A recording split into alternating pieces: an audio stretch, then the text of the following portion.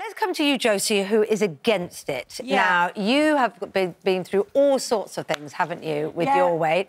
Why would you have not liked a safe pill, because that's what they claim this is, that's effective to help you lose weight? I am talking to you as somebody who's always struggled with their weight. I mean, I've been a size 24 to a size 10. I've been a yo-yo dieter, and I've obviously pregnant now. And when I give birth to this baby, I've got a big job in front of me. But I would not take this pill. The reason why I would not take the pill is because, one, I don't think that we should be just handing out pills willy-nilly to people.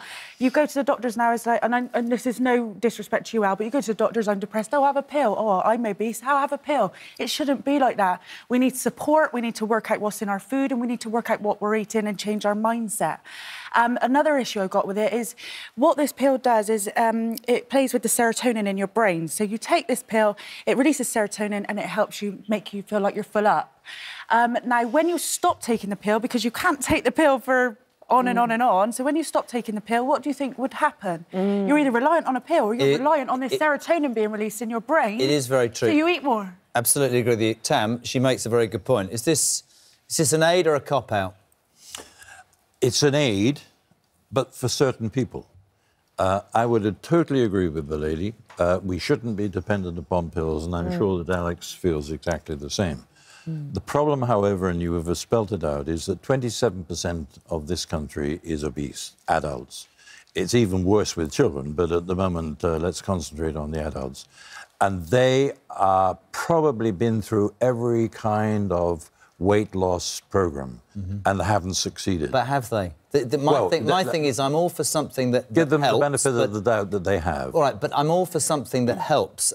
I'm sort of with Josie because I wonder whether, and I take her point, my father is 85, had all sorts of problems wrong with him, Alex, went to his GP and they gave him antidepressants. He turned out to have pneumonia. I don't want these just given out willy-nilly, and people need, surely, to take responsibility and look at their diet, their exercise and everything. Don't they, Alex? Isn't it an individual thing? So I guess the important thing to think about is that, you know, the first line within the NHS and the advice would be to look at, you know, your general broader health, so diet and exercise, you know, in combination, and that is definitely what's offered as a first line. And for most people, we know that this is very effective at losing weight. Now, my concern is on the concern of healthcare professionals that if you are overweight or indeed obese, you're at much higher risk of conditions like heart attacks or strokes, high blood pressure, diabetes, and these are very serious conditions, as well as being serious, very, very costly. And my concern is that if we don't utilise maybe some medications or further treatments, other than just health and lifestyle, that we might miss out opportunities to prevent these, you know, very dangerous conditions from happening. Also, there's an article in the Mail today looking at other sorts of dietary pills, not this specific one, which has undergone rigorous tests, but other sorts of diet pills that are relatively, you know, easily available on the internet, which are extremely dangerous. And I wonder if one of the problems might be that if you have a diet pill that's sanctioned by the NHS, it might make people who can't get that on prescription start trying other pills. Absolutely. It kind of gives it an endorsement, the whole process. Totally wrong. I think the really crucial thing about this is the cost. This is going to be, they say, £220 a month. That's a big figure.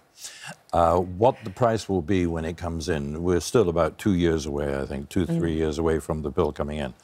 What the price will be will decide who gives it, when and how. And every doctor in the country who is prescribing this will be looking very carefully at the way that it's being handled. And surely the other thing, and I think Kate makes the best point, is because of the cost and because of the rules attached to doling this out, the people who can't get it might get it off the streets. It could be a poor substitute and it might be something that isn't up to scratch and actually has a detrimental effect. And that's what you're saying. I think that's the point, Well, there's side effects to taking this pill. I mean, if you have a look at the side effects of it, it does say, please consult your doctor if you get suicidal thoughts or you have a certain rush of happiness or a certain rush of sadness. Now, That, for me, does scream alarm bells. Something's got to be done, though, hasn't it? I mean, the obesity rates are going up and up and up. It seems to me we hear more now in schools and in public health warnings about diet and about the importance of exercise, and yet it doesn't feel like the message is getting through when you look at the problems and you look at how it's still going up. I think the key thing is that no tablet or quick fix is going to be the solution entirely. It might be a kickstart, though, Dr. Alex, for some. It might be a kickstart. There's certainly a role to play. I think, you know, if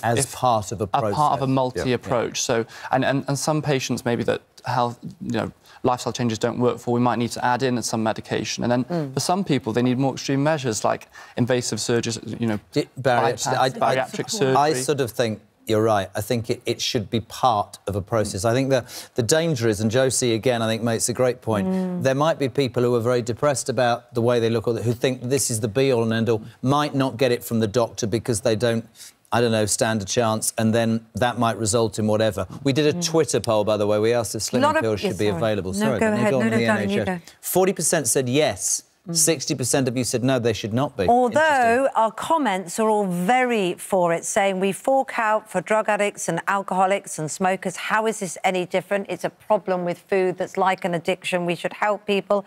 It costs less than a bypass and it would save millions. Most people saying, actually, this could be very, very helpful. It's quite expensive, actually, and if you look at the research, I don't think is that worth it for how much it actually does cost. Well, that has to be found out as to how long you're going to be on the drug. I think the really important thing, from my point of view, is that, as Alex has pointed out, there are many other conditions, such as diabetes, cancer, strokes, you name it, that are just as expensive, if not more expensive. And my particular desire is that in time, this will work out to be a preventative drug, because it's so much better to stop people getting fat in the first place. That'll come in time, I'm absolutely sure, because the manipulation of the cells... I think we're heading towards a society where people should understand they have to take responsibility for their own lives a lot more, instead of relying on everybody else personally, but there you go. Great to talk to all three of you. Thank you, guys.